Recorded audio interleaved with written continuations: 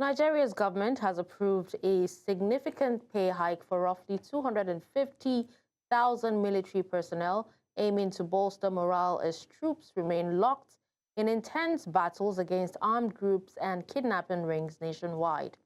Now, under the new package launching in September, junior frontline soldiers from privates to staff sergeants will receive an 80% salary increase. Mid-level officers get a 50% bump, and top generals will see a 30% rise. The policy adds 264 billion naira to Nigeria's yearly defense budget, raising the total military wage bill to 924 billion naira. This final push arrives alongside major operational developments on the ground. A joint intelligence mission conducted by the Army, Police, and State Security Services recently stormed the dense forest of Kainji Lake National Park, liberating over 300 hostages, including 163 residents abducted during a deadly raid on Woro village in Kwara State, alongside 145 victims from neighboring Niger State. While officials point to the raid as proof that tighter intelligence coordination is paying off, security experts emphasize that tactical rescues must be paired with sustained troop welfare and structural reforms to dismantle these networks permanently.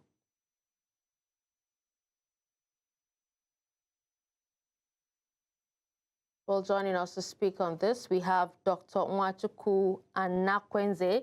He's security expert in California, USA. We're also being joined by Diyeli Aigbe, security expert in Lagos, and also Captain Luqman Gidado, retired security expert who is in Abuja. But for now, I think we just have Dr. Anakweneze. Thank you so much, Doctor, for joining us at this time. Thank you. All right, so let's start with the immediate numbers. President Tinubu just approved an 80% pay rise for junior ranks, adding 264 billion naira to the annual wage bill. That's taking it from 660 billion naira to 924 billion naira. Now, do you think that boosting a private soldier's paycheck in any way changes their survival and combat capabilities on the front line?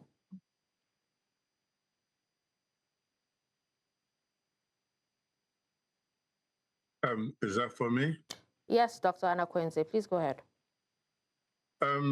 Yes, that's a right step in the right direction. That's overdue. But it's not just the military, the police too. You know, the reason for a lot of the corruptions on the road is the police are not paid. If you see how they're living on the floor, they live in people's house on the floor, you will know why they're taking bribes. Yeah, that's good for the military, and it should also be good for the police. All right, so let's find out from Captain Gidado. Captain Gidado, let's hear your thoughts on this pay rise. Do you think that this financial relief, is a right step? Will it simply be eaten up by Nigeria's inflation? Actually, the recent military personnel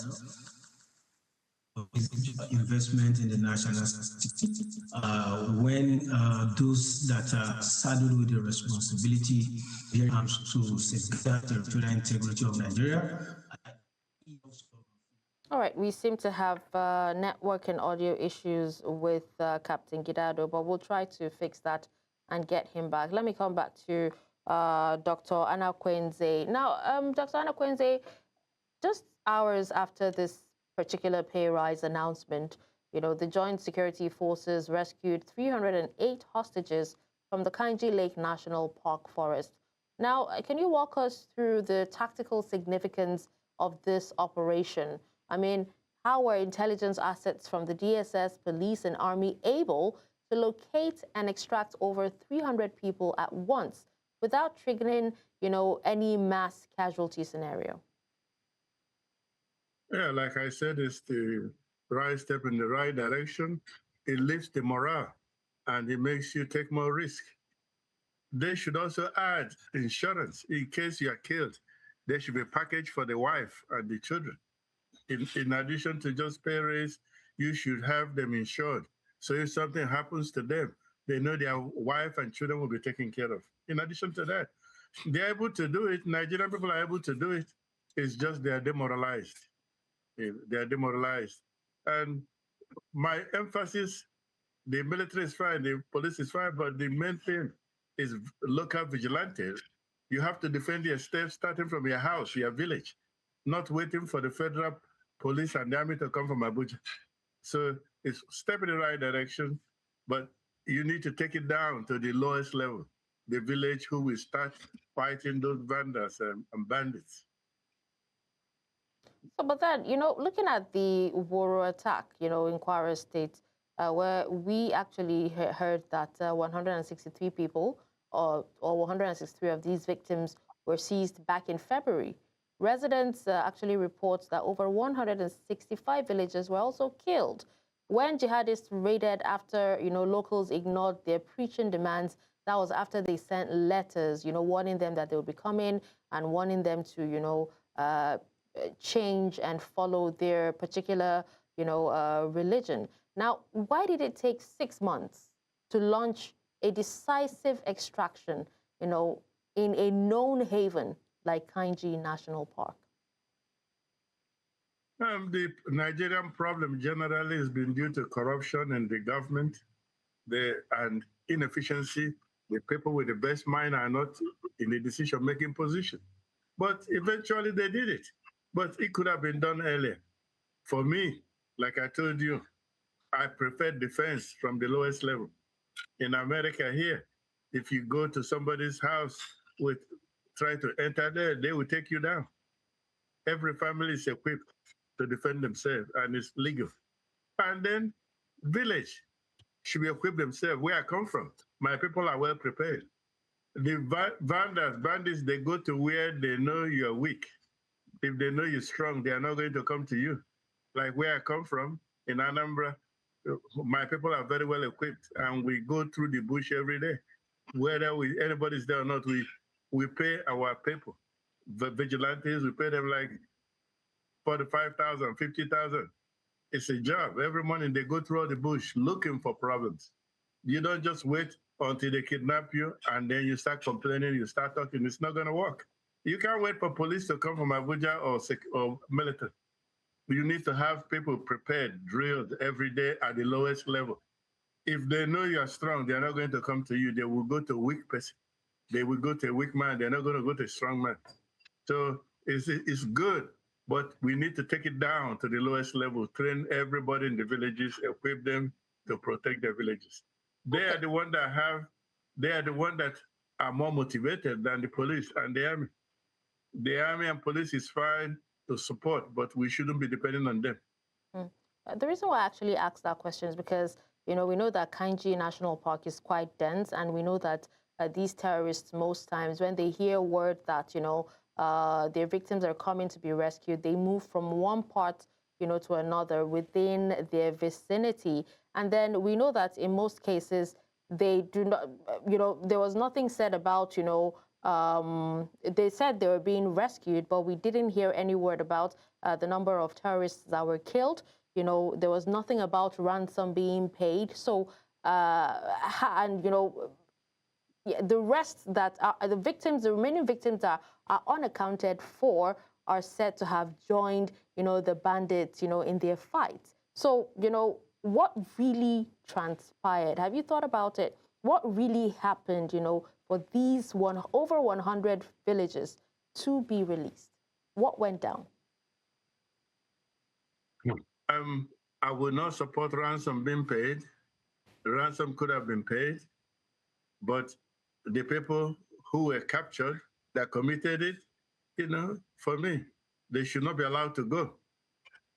And they should not be allowed to escape or go. They should have the land and the ancestors take care of them. That's where I started. Only when you deal with them and teach them a lesson, that's when this will stop. If you just giving them ransom and just handshaking, next week they'll be back again. Like I said, Only a weak man is attacked. If you're strong, nobody will come to you. When you catch them, you need to give them the final solution, and that's where it will stop.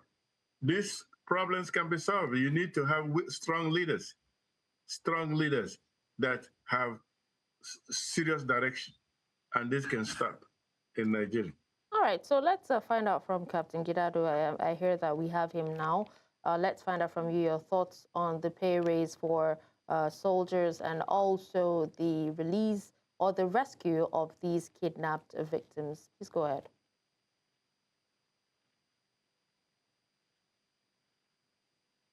Hello, Captain Gidado. Can you hear me? Please? Yeah, please go ahead. Yes, I'm with you. Can you come again with your question? I was asking for your thoughts, on the pay raise and also the release of the kidnapped victims. What is your thoughts? What are your thoughts? Okay.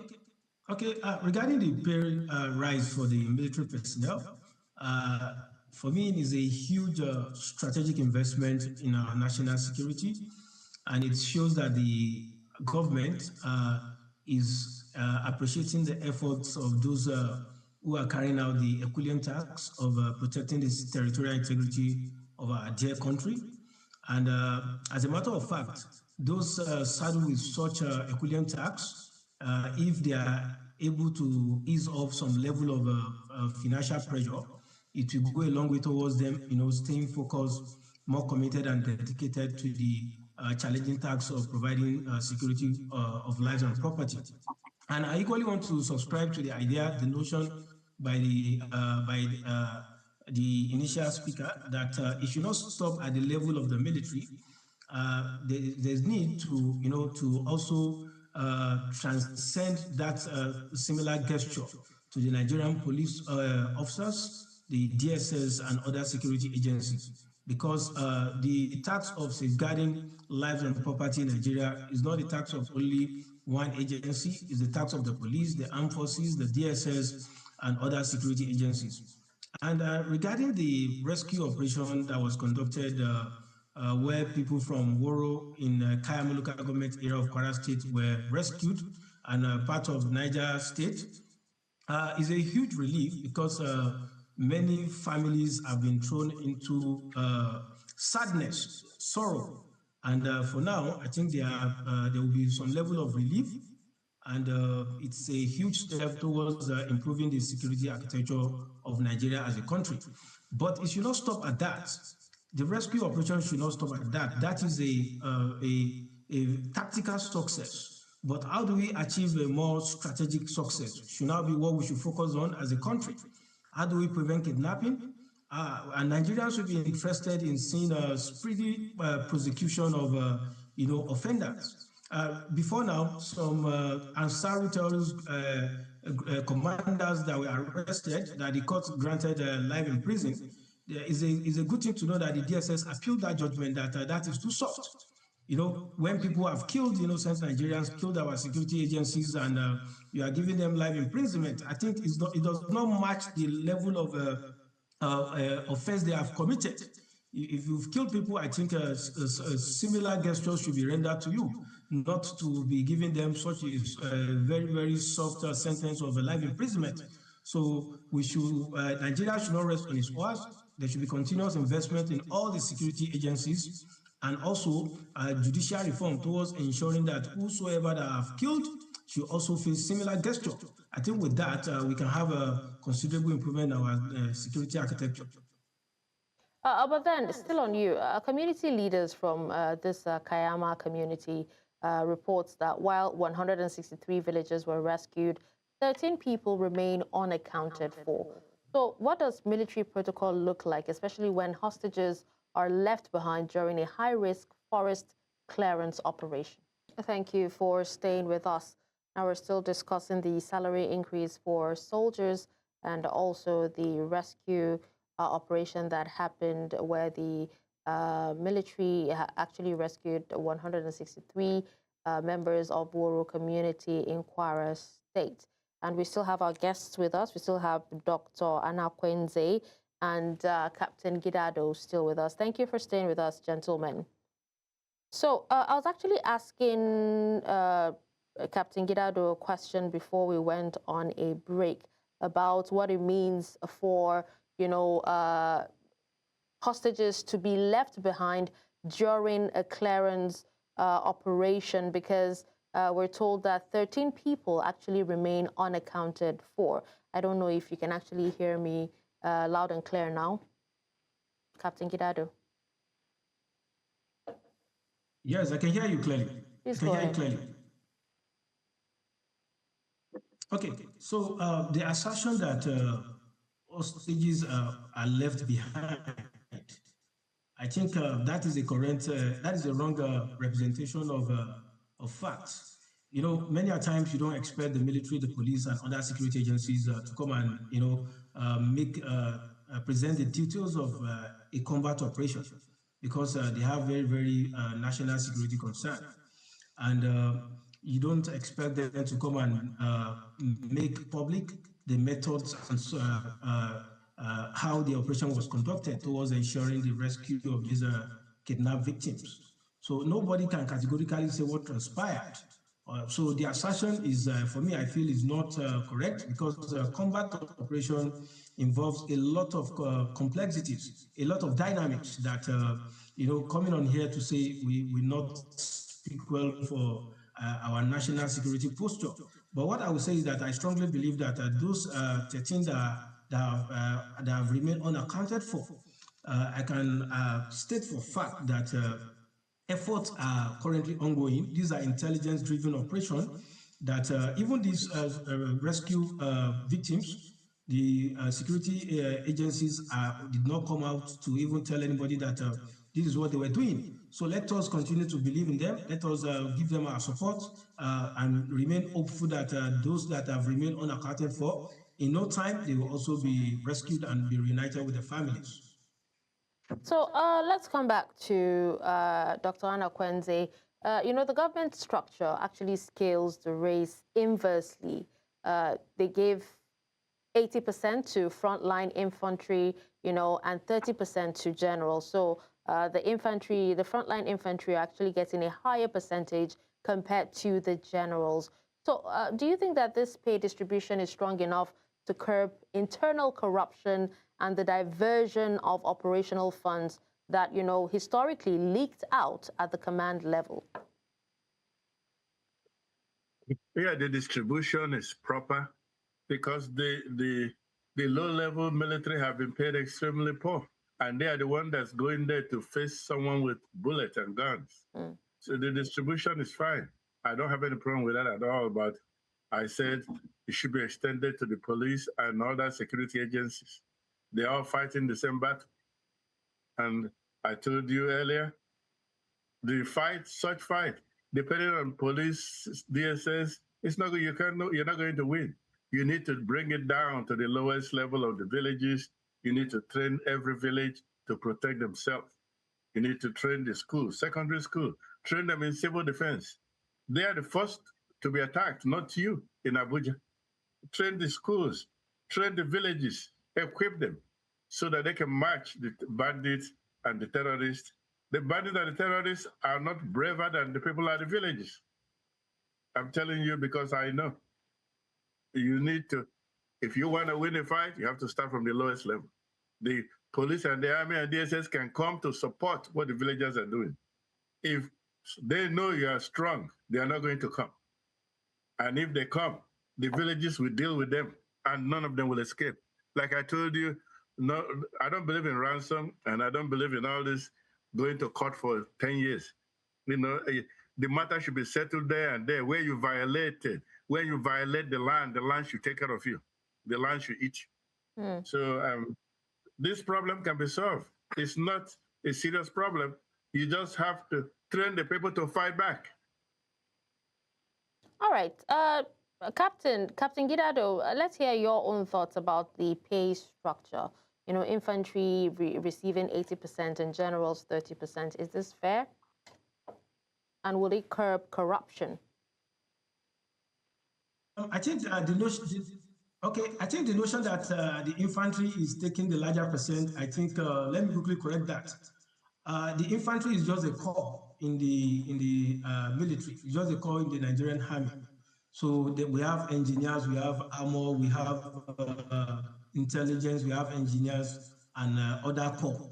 So it is the way it is that from private soldiers to the colonel, they take the huge amount, while from colonel upward, they receive 30% increment. So not that a particular corps have been set aside to receive huge amount of increment, while the other corps are left out. So I feel it is important for me to correct that.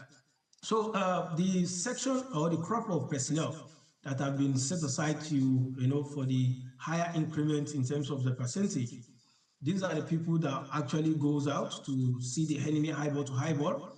Many a times in combat operations, these are the people that you always see there, a lieutenant colonel below or colonel below. They are always the ones that are being deployed in the field, while other people that are expected, other personnel expected to receive the other 30% perform more of strategic role. So it is an excellent distribution. I don't have a problem with that. But like I said, there is more to just improvement in salary. That is just a pillar of improving the welfare of the military personnel. There are other pillars that borders on health care, equipment, family support, and the rest. Because a highly paid soldier or personnel of the armed forces is still at disadvantage when you are operating with obsolete equipment. So there's the imperative need for the welfare to be also extended to the part of equipment. There is currently a huge investment that is ongoing in the military as regards technology, drones, and the rest. But combat equipment are also very, very paramount. I've said it periodically that in all combat areas, if we can remove all soft-skin vehicles, I think that will go a long way towards improving force protection. Well, we should not be operating with soft-skin vehicles that can easily step on improvising explosive devices and that will cost troops their lives. We should be having armored personnel carriers, MRAP, minesweepers, and the rest. These are the things we need to be equipment we need to be having in our combat areas. So, and this should be extended very, very essential to the police. Because when we are improving the capacity of the military, we should not forget the fact that our internal security framework, whether we want to say the way it is or not, is still a police-led. It has to be police-led. So there's need for the police capacity to be improved upon, so that when we improve the capacity of the military, we improve the capacity of the police, the DSS, and other security agencies. All eyes are on deck. So we are, improving the security framework of Nigeria within the broader spectrum. I'm being told that Diyeli has joined us. Diyeli, thank you for joining us, by the way. We would also love to hear what your thoughts are on all that we have discussed so far, and especially, looking at Kainji Lake National Park. We know that this particular lake is very vast and the park is very vast and very dense, and it spans thousands of square kilometers across Kwara and Niger states. So you'd actually assume that there would be, enough security and forest guards around. So how have criminal networks and jihadist elements like JNIM and ISWAP been able to set up semi-permanent holding camps inside protected federal forests without early detection?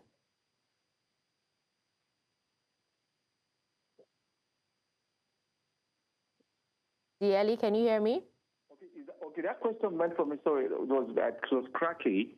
Okay, I didn't get that point again. Please, can you just revert back, Kodili? We're just go ahead and share your thoughts, please, about what we're discussing. We said several times, and times that number becoming like a jingle now. And we talked about use of technology. We will go a long way helping our law enforcement agency. We talked about ungoverned spaces, and the criminal gangs, and they're using what we talked about. What our previous analysis I gave, and I said that we turn to rural criminology now, which is a new narrative in criminology under the critical criminology perspective.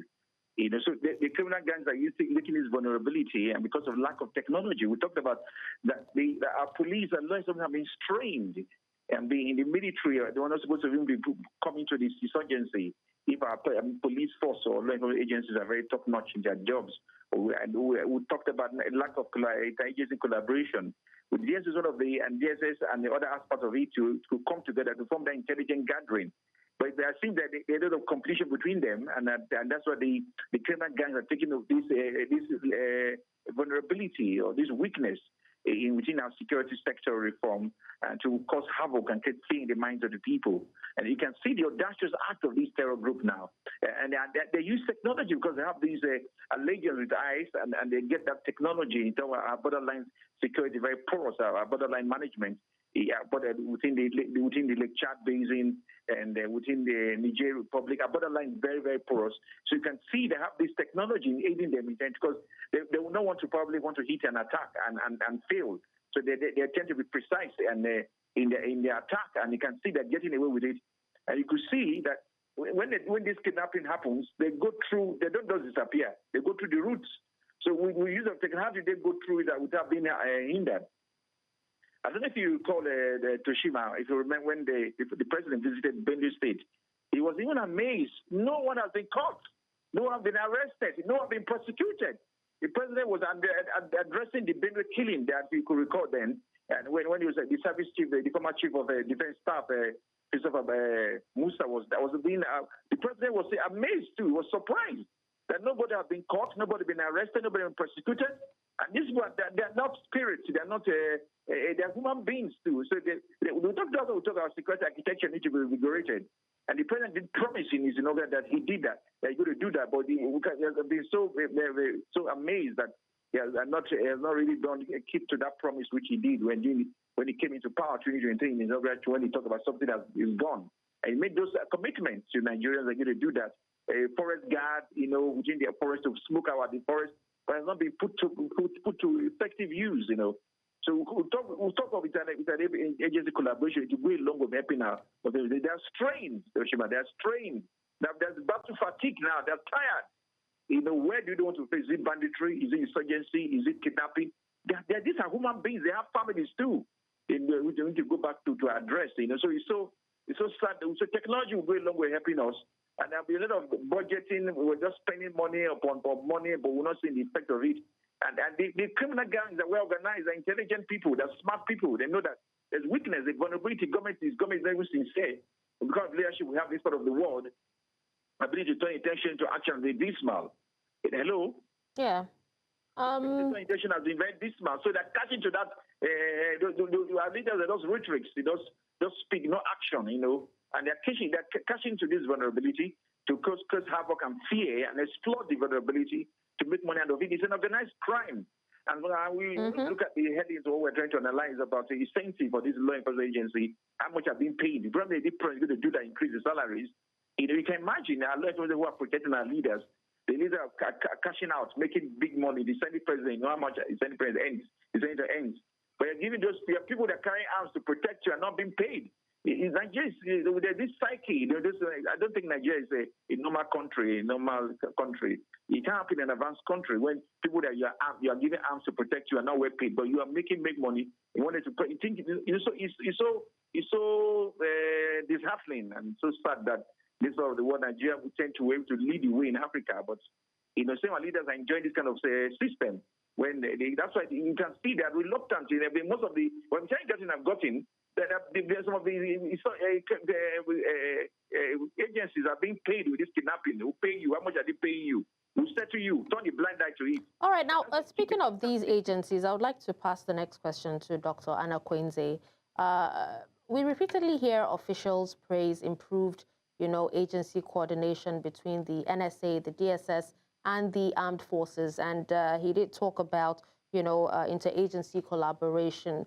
So, do you know if there was a particular structural friction that was removed that allowed this specific joint operation in Kainji to succeed, where past isolated attempts failed? The collaboration of the various military and including the police and intelligence agencies is essential for the success. It's good.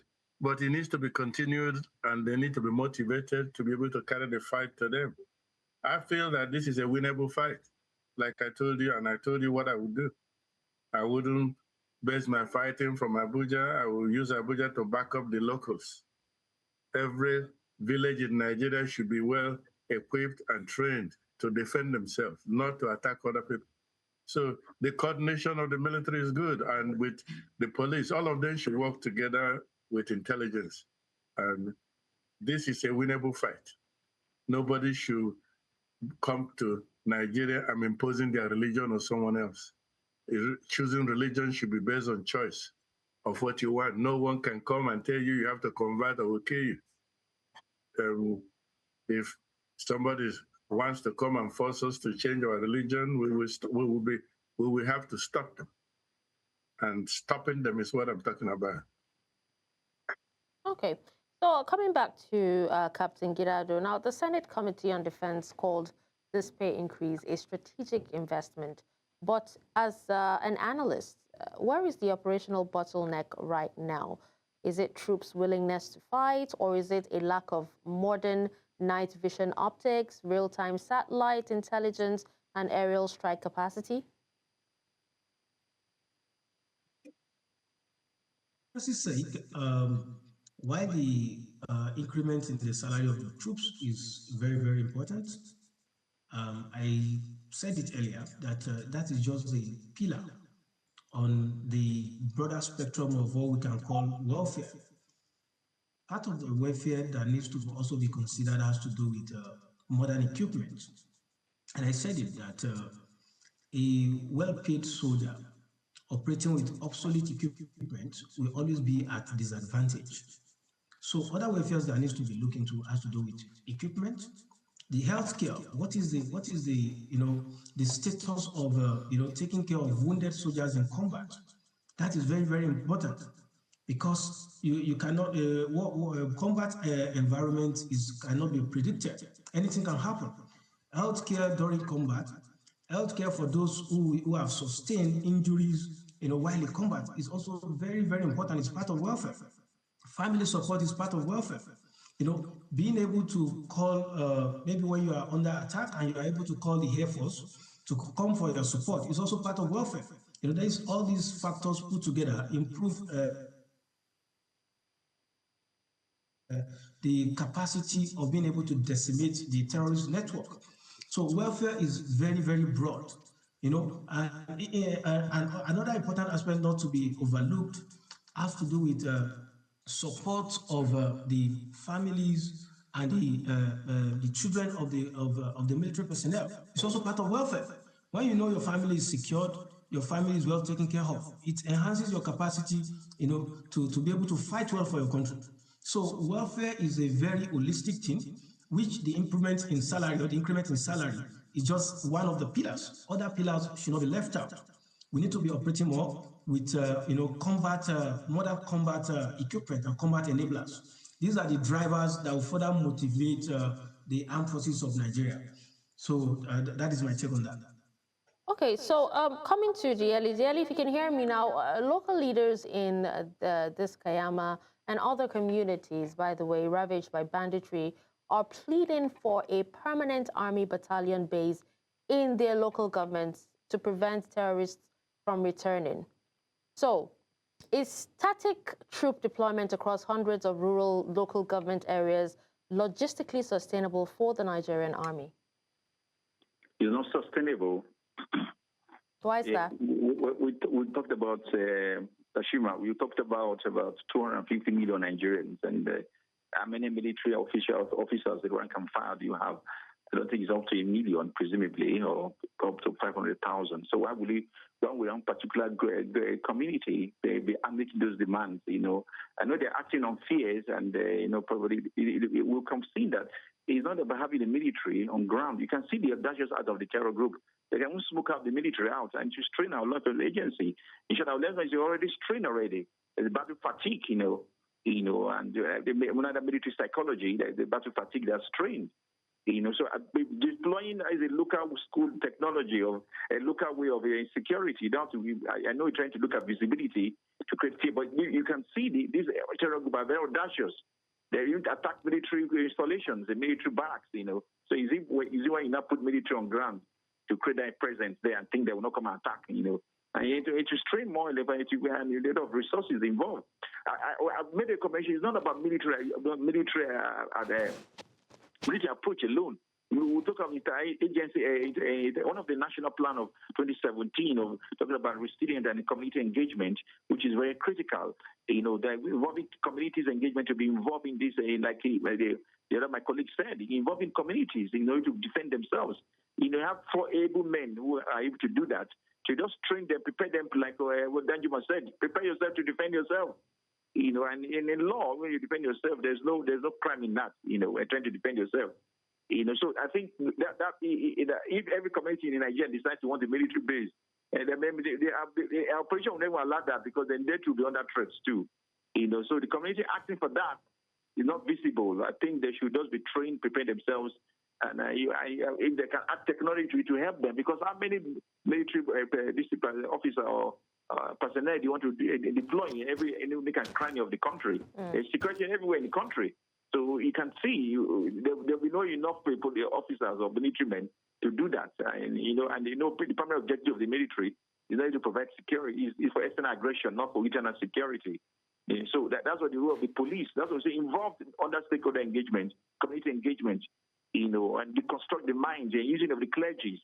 That's what religious bodies need to come in to help and assist. Talk about community engagement, community policing, you know, involving the community. Traditional rulers, there's a paperwork I'm writing, a Republic paper I'm talking about, using of traditional rulers in terms of and conflict resolution, in terms of solving security in the country. So traditional rulers have a formidable role to play, and the community group, you need to engage, you need to form that synergy. You don't have to leave security to leverage agency alone.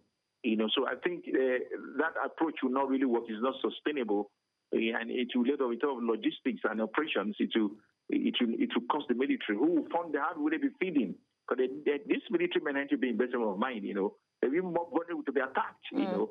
So why are you going to deploy there? You have to look at the geographical locations that are placed before you do that deployment, because most of them may not even know the terrain very well. And it will be like they will now become prey to the terror group. Okay. Coming to Dr. Anakweneze. Dr. Anakweneze, we know that over the weekend preceding this rescue, armed bandits, like you said, if nothing is being done, they will still continue the next day. But we know that armed bandits, you know, raided Zamfara State and abducted over 52 people from a village and also a military base. So why exactly are bandit groups still bold enough to attack active military posts directly? And also with, you know, jihadist groups like JNIM expanding operations downward from the Sahel into Nigeria's middle belt and northwest, are we seeing a merger between ideological insurgencies and commercial criminal kidnapping gangs? I said, what state were you talking about? Where did that happen? What state? Zamfara State. Kwara State? Zamfara, yeah. I mean, it's a shame. This will continue forever unless you change what you're doing. It will continue for 1,000. I've said this over and over. It doesn't matter what you do. If you give them ransom, then you're waiting for the military to come from Abuja. It will never stop. They need to be confronted directly. And if they can't fight all the towns in Nigeria, if all the towns are trained, like I said many times, to resist, and then the military can come in and the police can join them, you will win. If what you have now, people to come from Abuja, and this is not going to work. It's not sustainable to have the military base here, it's not going to work. You need every town in Nigeria equipped, trained to defend themselves, backed up by the military and the police and DSS. That would work. Those Boko Haram and ISWAP, they are not more courageous than regular Nigerian people. The regular Nigerian people are not trained and they don't have the equipment. Nobody will stand for his father's land and property to be taken by somebody. No one can have any right to come and impose their religion on someone else. We're not going to agree to that. We indigenous people of Nigeria, we're not going to agree. They come from Sahara Desert, they need to go back there. We will force them back there. But you have to train the people to fight them back. In cooperation with the police, the military, DSS, I'm not against those. We work with them, but that should not be that we should not depend on that. Okay, so just let's quickly take this. I actually had one more question, but I think I can just give you 30 minutes to respond. And this is for Captain Gidado now, because we know that beyond basic salary, and we know that, no matter the 80% increase, it cannot be equal to, what the generals are earning despite their 30% increase. But beyond the basic salary, military experts have often cited, combat allowances, field medical care, and family death benefits as the real drivers of troop morale. So, did the presidential directive, address these operational allowances as well? Just in 30 seconds, please. Captain. The salary of the military, alongside continuous improvement in the allowances, all put together, we are going a long way towards improving their commitment and their dedication in the fight against insurgency and other violent terrorist network in Nigeria. So it just continuous improvement. Just before now, the salary of a private soldier in the Nigerian army was 49,000. It was improved to 100. Now it has also witnessed a considerable improvement. So the issue of welfare, it is continuous thing that at every point in time, the government needs to be revisiting it to make sure that there's a continuous improvement alongside other critical factors that borders on welfare. Because I've said it earlier before now, that welfare also... all right, Captain. Sadly, we can't take any more. Captain, if you can hear me, but thank you so much. I would like to thank all the gentlemen for joining us and speaking on this. We hope to have you back again. Thank you so much.